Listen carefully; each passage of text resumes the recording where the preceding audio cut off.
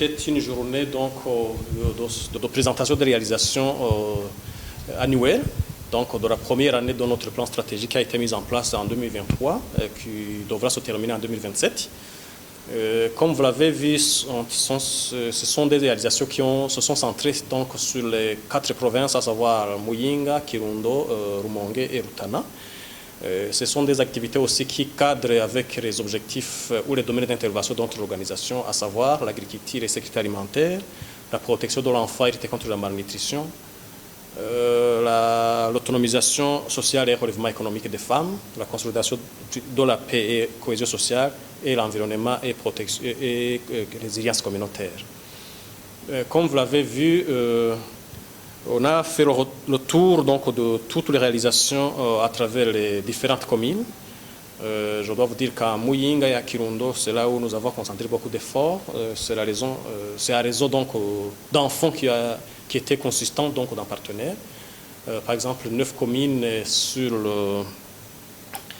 je crois que c'est sur 16 communes. Donc, il y a 4 communes de la province Muyinga, il y a 5 communes de la province Kirundo qui ont été servies. Principalement, les activités se sont centrées sur les micro-projets, donc des groupements de femmes qui ont été formés dans l'élaboration des plans d'affaires. Les micro-projets étaient regroupés en 4 secteurs d'activité, à savoir l'agriculture, l'élevage, le commerce et la transformation agroalimentaire. À Rutana, à Musongati, c'était une activité d'autonomisation de jeunes femmes, filles et mères célibataires, et à travers la formation en couture. Ces femmes ont bénéficié d'un kit complet pour l'exercice, donc l'exécution ou la prestation de leurs services.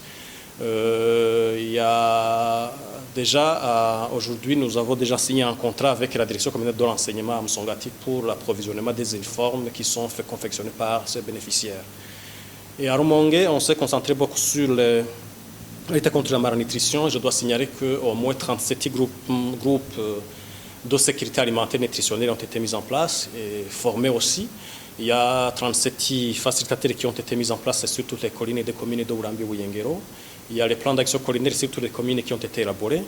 Et nous estimons que déjà avec 267 ménages et des enfants malnutris qui ont été catégorisés, vraiment les résultats seront escomptés.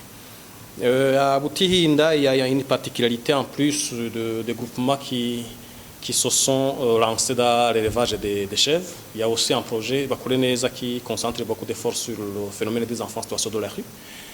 C'est un projet vraiment qui est en train de donner des fruits et des résultats escomptés. Pour y réussir, nous avons tenté une approche qui est innovante, une approche dont la nomination des ambassadeurs des enfants en situation de la rue. Et ce sont ces enfants vraiment qui nous aident à rassembler tous les enfants en situation de la rue. Ce sont les enfants qui sont porte-parole de leur père. Ce sont ces enfants qui se réunissent au moins une fois la semaine, ça veut dire tous les dimanches, pour analyser les défis des enfants en situation de la rue et proposer des voies de sortie, lesquelles les propositions vraiment nous servent donc de planification des activités qui suivent. Notre plan stratégique est vraiment national. Seulement, on s'est focalisé sur les 4 provinces donc à raison de la disponibilité des fonds que nous avons eus. Cela étant, on est en train de vraiment de mobiliser tous les autres fonds pour que les autres provinces puissent être servies. Sinon, notre plan vraiment vise le plan national.